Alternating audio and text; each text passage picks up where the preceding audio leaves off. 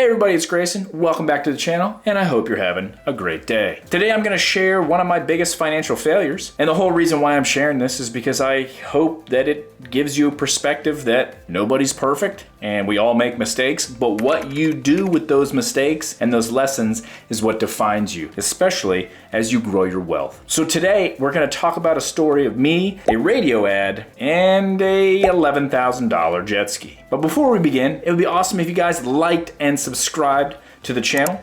It would really help out, and let's get into it. As I said, this is about a jet ski, a radio ad, and about $11,000. Now, this is when I just got out of college, early 20s. I had gotten a job, and I was making $36,000 a year. I thought I was making a great amount of money. The problem is that one, $36,000 isn't a lot, and two, I was getting paid monthly. So when my entire adult life up to that point, since I've ever had a job, I always got paid either twice a month or bi-weekly, every 2 weeks. So I didn't really know how to budget a one-time big check. And that really affected my brain, to be honest. But the thing is that I also didn't even think about taxes. And when you're making $36,000 a year, you're not making $3,000 per month. You end up making or taking home about $2,400, which is a little shy of $29,000 per year. So you're losing about $7,000 in taxes and Social Security and all that good stuff. And it really depends on what state you live in as well. But here nor there, I was just in my job only for a month. I got my first paycheck and I thought I was flying high. I was like, holy crap, man, I'm making so much money. It's not money that I had made up to that point. I'd always been in hourly jobs or really low paying jobs because I was, a teenager or then a college student and focusing on college. So I didn't really make a good amount of money, and $36,000 a year was good for me. So lo and behold, in my infinite wisdom, I was driving into work one day after I'd gotten my paycheck, and I heard a radio ad for a brand new jet ski. And normally I would just ignore the ad, because most radio ads don't pique my interest. But for some reason, I was just thinking about the amount of money that I had in my bank account now and going, how can I frickin' use this money? What would be cool to buy? Well, as a early 20s, what cooler item would be a brand new jet ski? And the thing is that they caught me with the promo rate. They basically said, brand new jet ski, out the door, only $69 per month. And I'm sitting there going, I'm making $36,000 a year. I can afford $69 per month. That's not a problem. So I called my wife up and I said, hey, I'm thinking about buying a jet ski. And I believe her exact words are you an idiot? And I probably should have stopped there. I probably should have just stopped there. But no, I didn't do that. I went into work and I got really excited about this jet ski, and I just looked at the jet ski and looked it all up that entire day at work. I didn't even really do any work. The problem was that I didn't even know anything about jet skis. Yes, I knew what they were. I'd never driven one. I'd been on one, but I've never driven one. I didn't know how to take care of one. I'm not really a boater. And we have a lake near us, but it wasn't something that I went to often. And we weren't even really that close to it, especially where we lived. So, why not buy a jet ski? And that's what I did. I left work that same day and then drove down to the dealership where they were having the sale. And the thing about this is that this was literally right before the 4th of July weekend. So I was super excited because I can go take out this jet ski for the 4th of July weekend and hang out with my friends and enjoy being on the water. So I was even more excited about it. And when I get there, they tell me, hey, it's gonna be $10,500 and then there's gonna be a trailer on there, and I was able to negotiate a deal where it just ended up being $10,500. Now, somebody making $36,000 a year and you're spending almost 11 grand on a toy, this is a terrible financial decision. This is bad, but I didn't care. And the whole thing is that the guy there, the salesman, was trying to tell me, hey, this $69 per month is literally just a promo rate. What they did is that it wasn't really an auto loan, it was like a credit card. They put it on a branded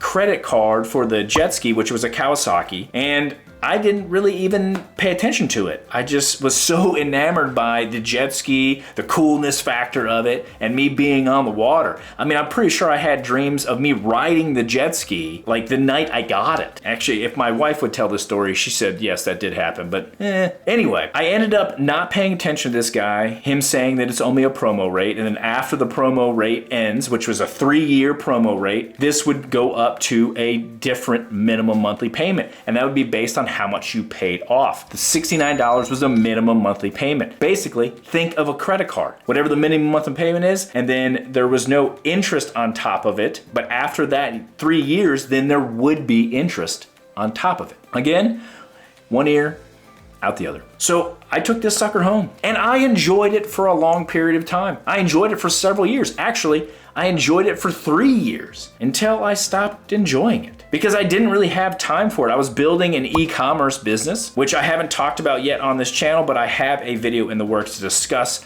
this e-com business that I created from scratch and what happened to it. But I was busy with this e-com business, so I didn't get to enjoy the jet ski that much anymore after the 3 years. And to be honest, the entire time I was only making minimum monthly payments, $69 per month. This is bad. So I got an email telling me, hey, your rate is going up. You're gonna need to make new minimum monthly payments because, you know, the loan isn't paid off. The whole time I was like, I'll easily be able to pay off that loan. Well, no, I didn't make that much. And I had to pay for all these other things. I had to pay for rent. I had to pay for food. I had to pay for gas, all this other kind of stuff. It's really hard to stretch $2,400. And I only focused on minimum monthly payments, especially when I was trying to grow my business. I racked up a ton of credit card debt and I had to add this on top of it because of stupid financial decisions. Lo and behold, after 3 years, I only paid off about a little shy of $2,500 out of the $10,500. Uh-oh.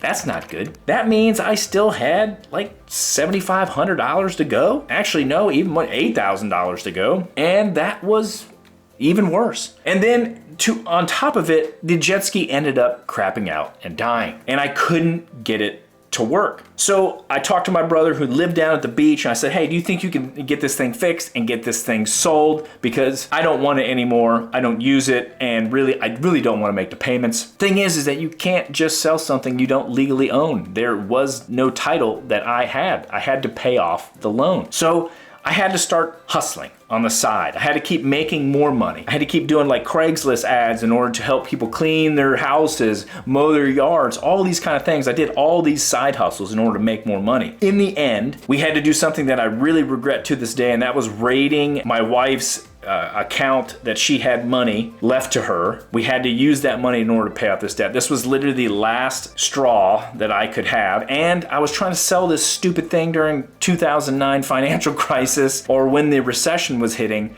Not a great time to sell a jet ski. And as I said, I still regret to this day having to raid that account. Luckily, it was there, and so it saved us quite a bit. It was literally the last resort. I didn't do it until the very end. And then, to be honest, we still couldn't get this stupid thing working. We found a person that said they could fix it. They ended up screwing us over, took $800, never did a thing. Actually ended up stealing parts off the jet ski. One of those scammy business people that really had no plans on ever actually fixing anything. And then it was the decision to finally sell it, and I actually sold that piece of junk for $800. Yep, I sold it on Craigslist for $800. Wiped my hands clean, and that was the last of a jet ski that I will ever buy. To this day, we still drive around. If I see a jet ski, I'll make a comment to my wife saying, hey, you want to get some jet skis? And she just gives me that look that everybody kind of knows. Makes the hair on the back of my neck stand up a little bit. She knows that I'm joking, but I would never come home with another jet ski. So why do I even tell you this story? Well, one, we all have financial fails. What I didn't do during this time is I didn't give up. I didn't just quit and go, you know what? I throw my hands up. I'm not paying this off. This is too much money. I got myself into this mess. I made that stupid decision. So I had to get it off. I had to get it done. So I ended up just focusing as much as I could to make extra money, no matter what I could do legally, in order to pay off this loan or credit card or whatever the heck it was. And that taught me that there were so many ways to make extra money. If you really needed it, you can do it. But also, that one jet ski taught me a lot about my mentality at that time. I was focused on consumerism. I was focusing on buying items. I was focused on making myself look cool to others with things. But those things didn't make me cool. Those things didn't help me out at all. Yes, it was fun, but it wasn't $1,000 or $11,000 fun. It was cool, but it wasn't $11,000 cool. And my friends didn't like me or dislike me anymore. So it was something that I was just doing to make myself feel better. And once I broke out of that mentality and I realized that I didn't need to buy things in order to have friends or in order to have people think I look cool, and now that I'm older, I don't care if people think I look cool or not. That doesn't bother me. I don't worry about that kind of stuff. That isn't a thing anymore. But back then, it really was. And I thought I needed to have cool toys in order for people to think that I was cool. And really, in order for people to think that I was rich and wealthy. But I wasn't rich and wealthy. I was deep in debt and struggling to pay it off. I just looked like I had a bunch of cool stuff, but I didn't really own any of it. So that one jet ski is still one of the biggest mistakes